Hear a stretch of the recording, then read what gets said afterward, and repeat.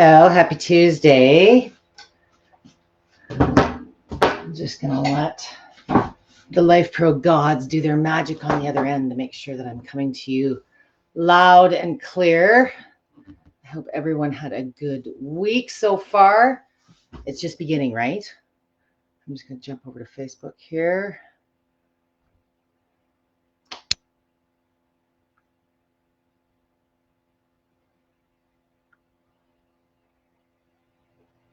Oh, I forgot to change the title, guys. Sorry, I forgot to change the title on this. It should be...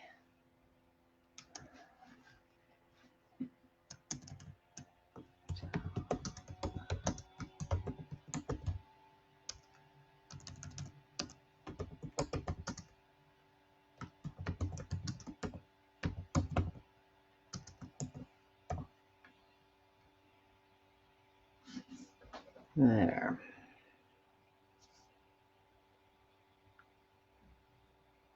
Okay. Well, thank you for joining me today. It's officially the top of the hour, so I'm going to get started. The hour being depending on where you're joining me from. Today is part 4. It's been a month of Tuesday toning, and we started with legs. We moved on to some arms and shoulders. Last week we did some core and back strengthening. And today we're going to do what I call our total body workout. My style of training, and there's lots of different ways to use your vibration plate. A vibration plate is just a tool that can facilitate the moves. If we're looking at fitness, which we are today, it can make them kinder on the body. So if you're dealing with arthritis or deficiencies that detain you from doing traditional activities, it can also dramatically reduce the amount of time that you spend exercising. It doesn't have to be a big, long sweat fest. So today is very much my style, which is HIIT style training. I like short, I like sweet, I like simple, and I want you to be dying within about a minute of each of the exercises. Not everyone does a total body workout. Many of you do other things in complement with your vibration plate. So if it's not arms day, or it's not legs day, or it's not core day, and you're looking at doing something head to toe, but you want to be quick, effective, and make the most of your time, a vibration plate is the perfect tool to do things like that. It's also, of course, awesome for things like symptom management and to aid you through recovery if you are in a recovery situation, either from a healing perspective or some performance recovery where maybe you've overdone things or you've had an injury. There are ways that you can use a vibration plate to train through that injury and keep those muscles tuned and conditioned. That's another whole segment for another day. So I just want to make sure everybody had a minute to join us. I will, at the end of today's session, once the recording is up and available, I will post the first 3 sessions. So if you hadn't seen the first 3 of these, you can catch up and see what's going on. So today we're going to start. I'm working on, as I have been all month, the Rumblex 4D. I've been doing some dynamic exercises, and there's never the perfect vibration machine for every situation and every person. I like using a bit of a larger plate if I'm doing dynamic movement or if I'm adding weights. A really light, compact machine has its appeal and it's sexy. But if you're 5'10" like me, and we're going to be doing some step ups and adding some weights, a light, compact machine can be a little bit tippy. So if you plan on using your vibration plate, be it now or in the future, for fitness, for sure, hardcore, pushing yourself fitness, you may want to consider maybe a turbo, a hovert, or step up to one of the Rumblex, something that's going to give you a little more mass and a little bit larger plate size. So today we're going to start with a warm-up, 2-position warm-up. We're going to do a few workout moves, and then we're going to do a very quick cool down. We're going to turn our plates on. For those of you that have never done a session with me, I have a different approach to using the settings. I do deal with a lot of chronic issues, and I prefer using a faster speed with closer amplitude is what it's referred to. Amplitude is the intensity, how strong the movement feels, and that's driven by the position of your feet or your hands. In the marketing and a lot of the pictures, you see everybody standing really wide, and we think the more shake, the more benefit. But it increases the amount of impact, the amount of movement each time the plate is moving. And it's hard to get into those mid or higher speeds with a wide placement because it gets too aggressive, it's too strong. So if you want to get done faster, if you can't sustain a lot of impact, but you want to do fitness, you're dealing with some, some injury or recovery things, try my way. And it's also a good way just to use it as an alternative. Now, this is an oscillating mode, and I hammer this home because it is one of the unique features of oscillating movement is you're always in control over the intensity with the hands or the feet. So if anything I'm doing today, it feels too strong, it's a little too aggressive, you're just starting out, the modification isn't to slow the speed down. That's instinctively where we want to jump. But I challenge you to bring the feet or the hand position closer or reduce body weight. And I'll go over that when we get into applicable exercises. So for our warm-up today, I want you standing with your feet about hip width apart. If you are dealing with inflammation, joint pain, just getting started out, and that's too scary, Debbie, then bring your feet closer to the center. That's going to reduce the impact. I'm working at about speed 40. I've got 60 speeds. So if you've got a Rumblex, be at the 30 to 40 range. If you're working with a waiver or a hex plate or something like that, and you've got like 100 plus speeds, be in the 50 to 60 range, but bring those feet closer. So knees are always slightly bent. If you're doing, there's always exceptions, but for the vast majority, knees are always bent. I hear lots of people daily complaining about neck pain, shoulder pain. I use the machine. What does that mean? That doesn't tell me very much. What did you do on the machine? And the number one reason you're going to have issues with the head and the neck and the shoulders is your knees aren't bent enough, and usually in combination with wide feet, maybe a little too long. So keep the knees bent enough so you're not really feeling it much past the shoulders.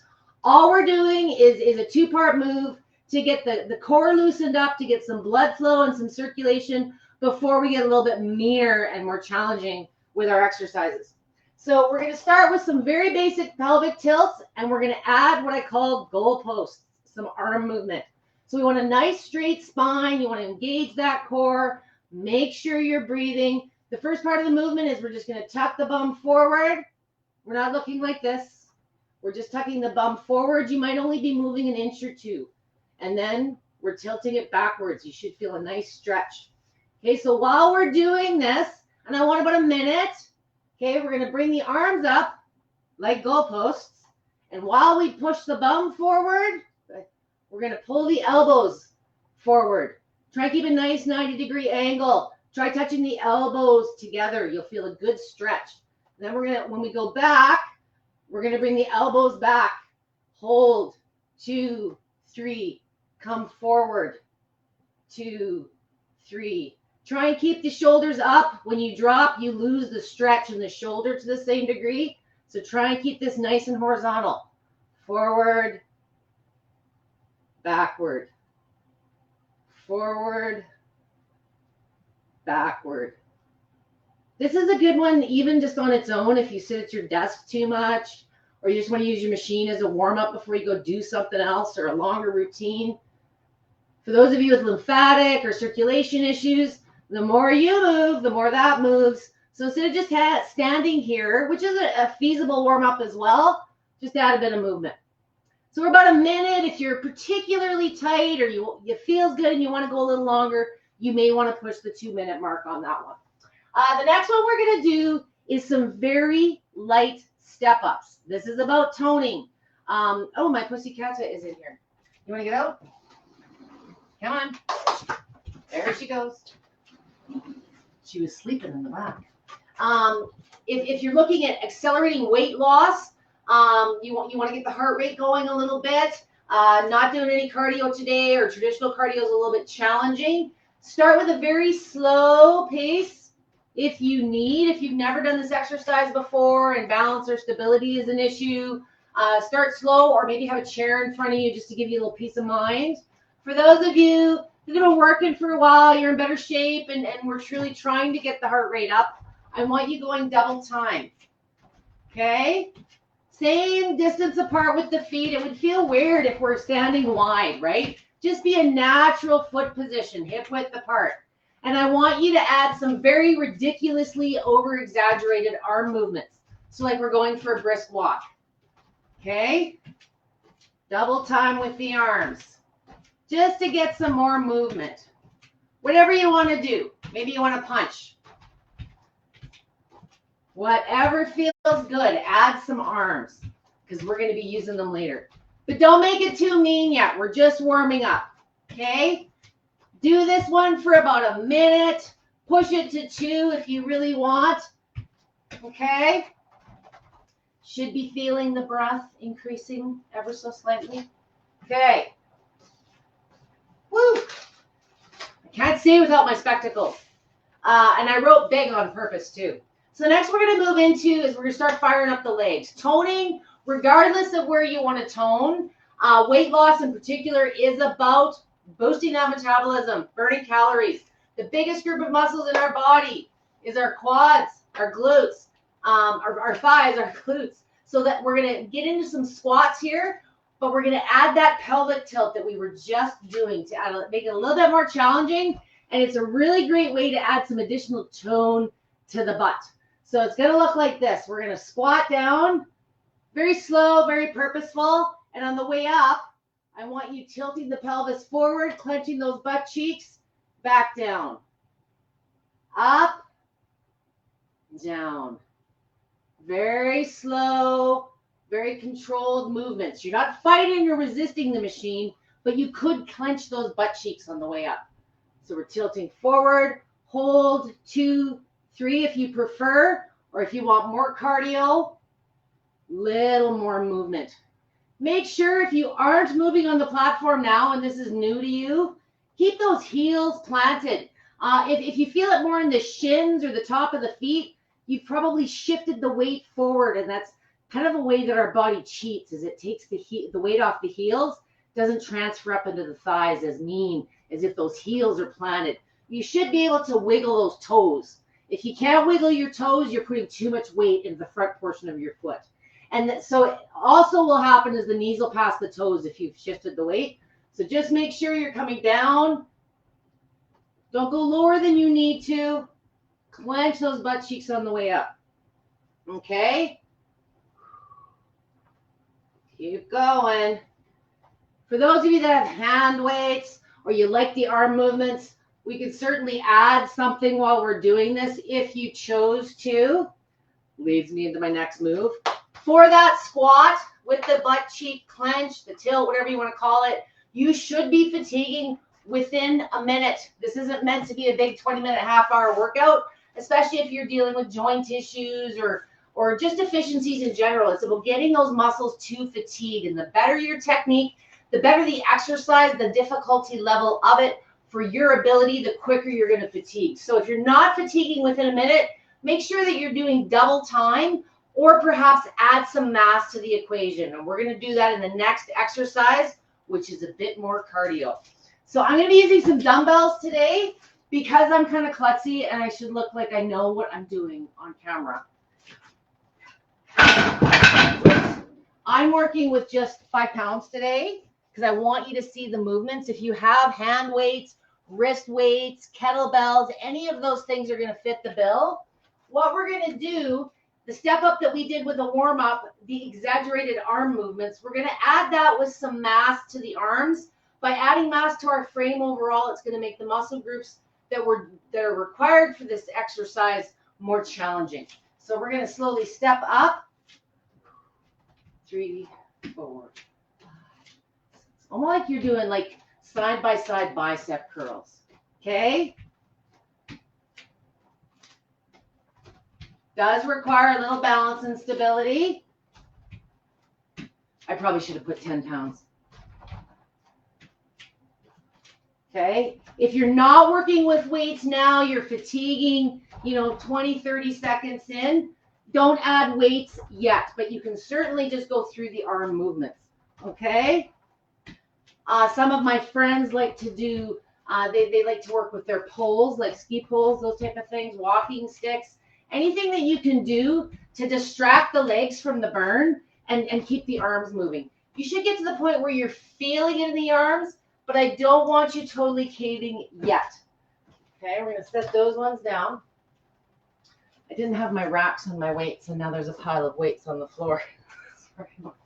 So next one we're going to move into is some push-ups. So if you haven't done any upper body, I did do a session on that week 2 of this month. There's a few nuances with push-ups I want you to adhere to. Starting the session today, I talked about closer hand placement versus wide. Same rule applies with the hands.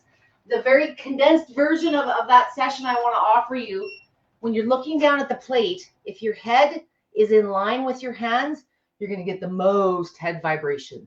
If you push the body just slightly forward and get the shoulders over the hands, so as far as your weight distribution, 90% of the head vibration is going to dissipate. And if at that point it's still too strong, you're always in control. So bring the hands a little closer. If you're looking for more challenge, bring them wider. So in my upper body session, I did a push-up the reverse way because I wanted to use your arms for some plank work and showing you some things like that.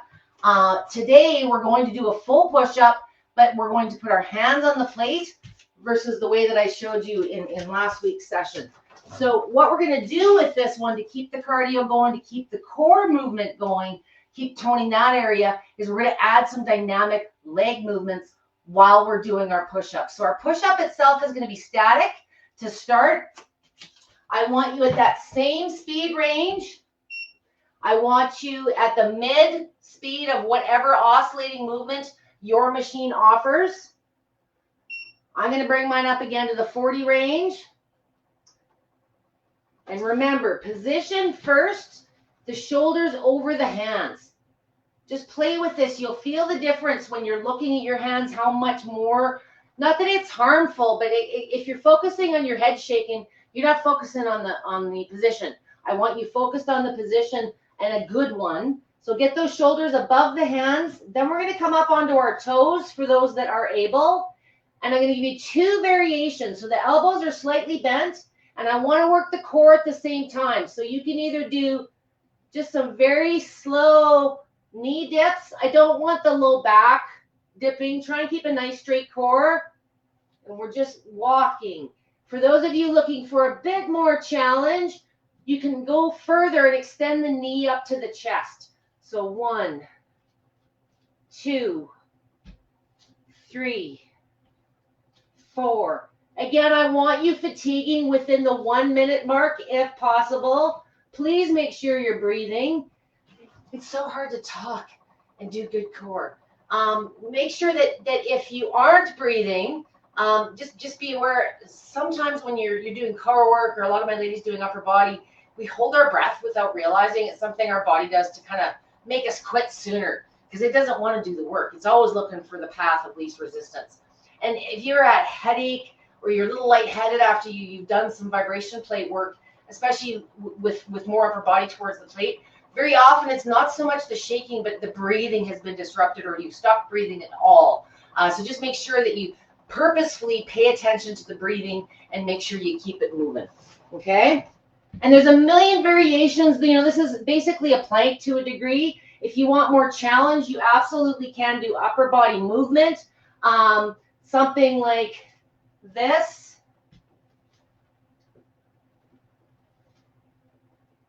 If you want more side planks, you can bring the knee around.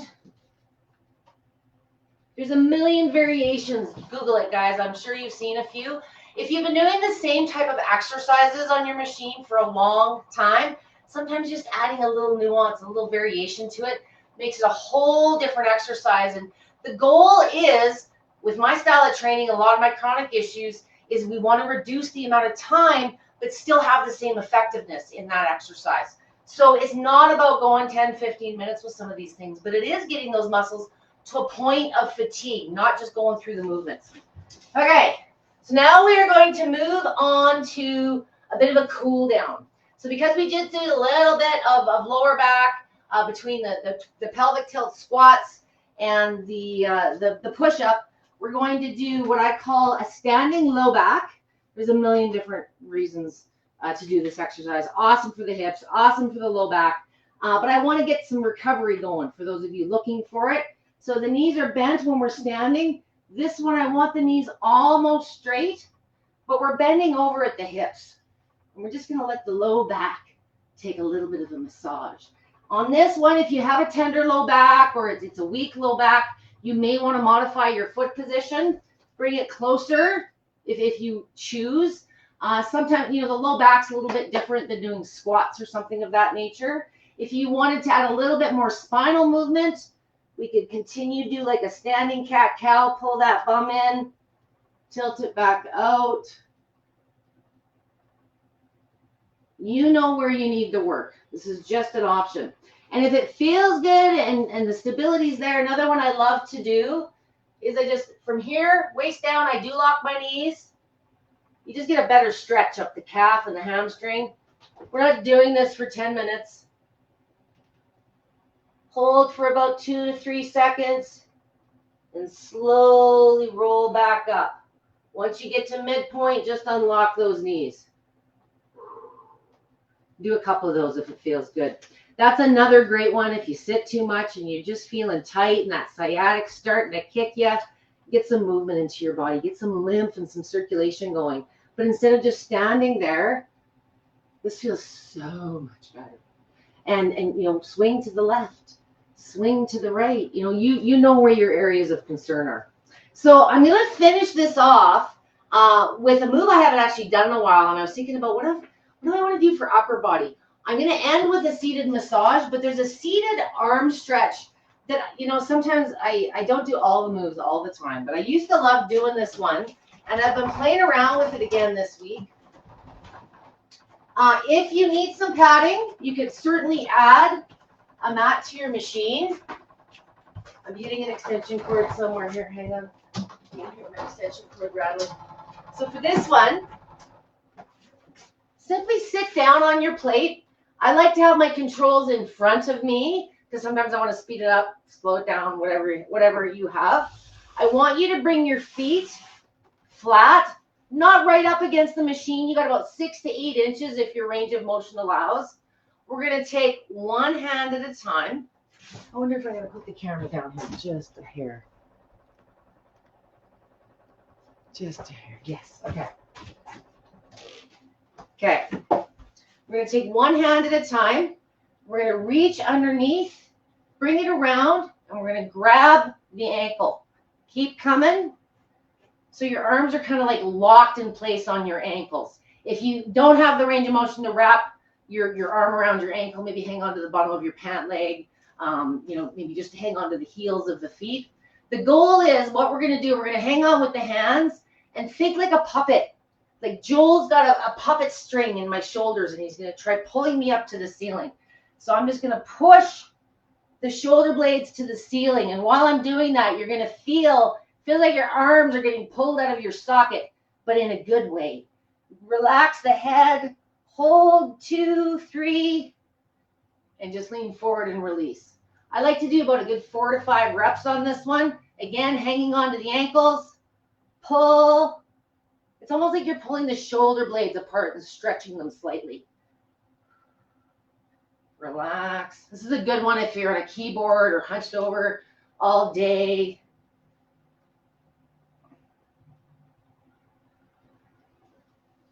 And the one I will end with as far as a massage is just a seated massage. With a seated massage, sometimes if you have more padding, like I do, like most ladies do, how much tolerance you have on the intensity varies differently in a standing position than it does when you're doing something like this. So if you want more intensity, more shake, widen the feet up like a V a little bit. You can turn it into a stretch, do whatever you like. If it's too much shake and you want to reduce it, bring the feet closer to the center and you'll feel less movement.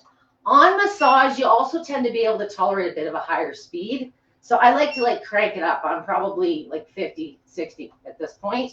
And I just lean forward slightly. If it's a little bit too much on the head, you can lean backwards. But I've got my glutes and my thighs on, back of my thighs on here today. When I do squats, I always tend to have leftover in the hamstrings, if anything. Plus, I sit too darn much. You can add other massages. I've shown you several variations over the past 4 weeks. So if there's other areas that you want to target more specifically, perhaps the hips, the low back, tops of the thighs, the tummy, over the past 4 weeks, I've shown you examples of each. If you like the massage and you've got the range of motion to do it, you could do 5 or 6 different seated massages, and that could be a session in itself. You don't need to do all of them all the time. It totally depends on your time and what your goals are. I usually do this seated one quite commonly, and I also like to do my low back. It's my lazy end of routine one, and I use the Aeroflex step as just to give me a little more real estate. It's a great tool if you are enjoying some of the massage applications. It just gives you a little more surface, the same height as your platform, that you can maneuver yourself around or lay down and be more relaxed. It's also an awesome mobility aid. So if you're working on a range of motion, and getting down on the ground and doing things like this are just not possible for you yet, the Aeroflex step, I know it seems crazy, but you're not going all the way down. It's easier to transition to the platform from the same level.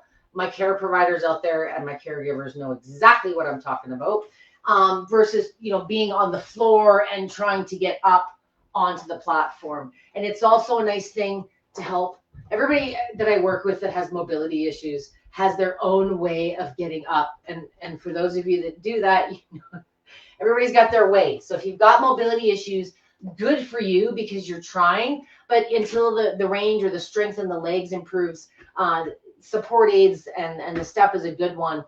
Just makes the maneuvering once you're done and getting back up a little bit easier. So I hope you guys enjoyed the last month.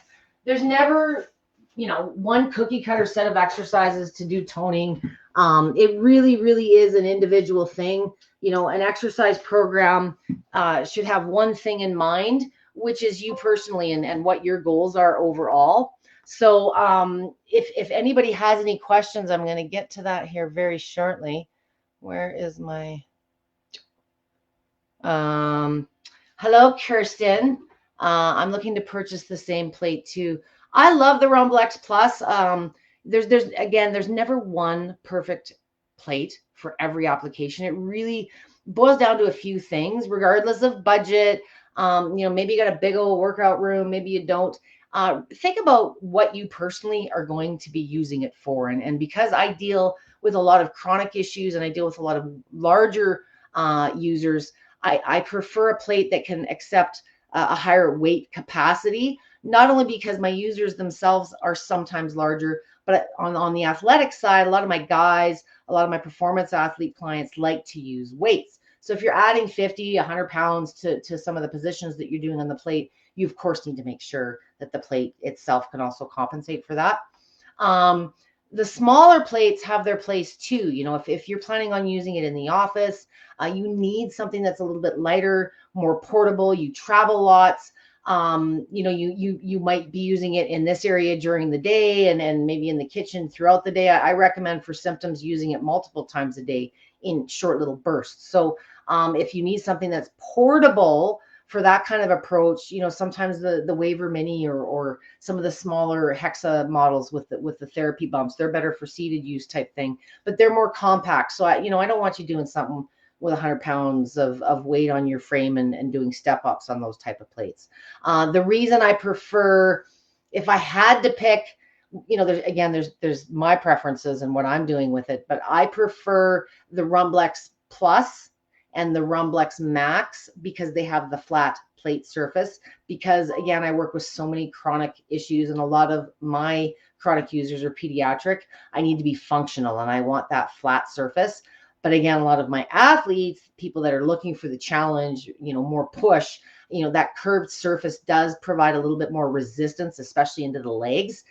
So if you've got good technique or you're challenging yourself now and you're looking at using a plate for athletic use, you may enjoy the curve, in particular the Pro, because it's got a few more bells and whistles as far as bands and resistance. And you have to have sometimes a little bit better understanding as to what the moves are before you figure out what to do with all these cool things that Life Pro includes with the plate. So I hope today was informative. I hope it was challenging. If you blew through this and it was no problem, you can certainly add more duration. The whole point of today was really to teach you good technique and understand. If you pick 3, 4 good exercises and perform them well, and then push yourself within your ability, it can be a 5-minute workout, and it doesn't have to be this big, elaborate, intimidating thing. For those of you that are looking for simplicity, but you want the big results, sometimes that's the better approach. And if you find after what I like to do, if at the end of it I'm not done or feel like I could do more or my conditioning is advancing, do another rep. They're cool because you can repeat each exercise or portions of them. They're short, they're purposeful, and just do more, like a circuit style where you're doing a specific set of exercises and then you're repeating them, or you're incorporating other equipment. Maybe you're doing this and then you're jumping on your treadmill for 5 minutes, or you're working on a rebound, or you're doing some more weights with Life Pro, the barbells or the dumbbells. There's all kinds of ways that you can use a vibration plate. It doesn't have to be the whole workout. It can certainly be an enhancement or a complement to some of the other things that you're already taking advantage of. So I hope today was awesome for you guys. I appreciate you joining me. We will be getting into October by the next time that I see you, and there's all kinds of awareness stuff coming up. I don't know if I'll be able to do a weekend session, but Cerebral Palsy World Awareness Day is coming up on October 6th, and that's a huge one for me and my pediatric group. So I will do something cerebral palsy related for sure very soon. And I've got some other awareness bits coming up in the month of October. Time to get back after kicking some butt for the month of September. So thank you for joining me. If you have any questions on the recorded basis, you're watching this after the fact, for me specifically, always just tag me at Debbie with a Y. I will be happy to answer you. If you're joining me from the VIP group or anywhere other than the main page, you do not have the ability to ask me questions during the live unless you're joining me through the main Life Pro page. It's just the way that the social media thing is set up on with the social media people. So if you want to ask questions live, join me through the Life Pro main page. Same goes for Roseanne and Amber sessions. And if you're shopping and there's items that you've been considering, I said this last week, I'm surprised that it's still running, but there is still some inventory up to 40% off with Life Pro and a free gift. So if you've been looking at a plate or something to complement it, there's something new that you want to add to your Life Pro arsenal, there is still some deals to be had. So check that out. Some deals also on Amazon, but not as grand as what you find with Life Pro Direct in the US. So check that out. Have a great rest of your week, and I will see you again probably on Monday next week. So thanks for joining me, guys. Have a great week, and don't work too hard.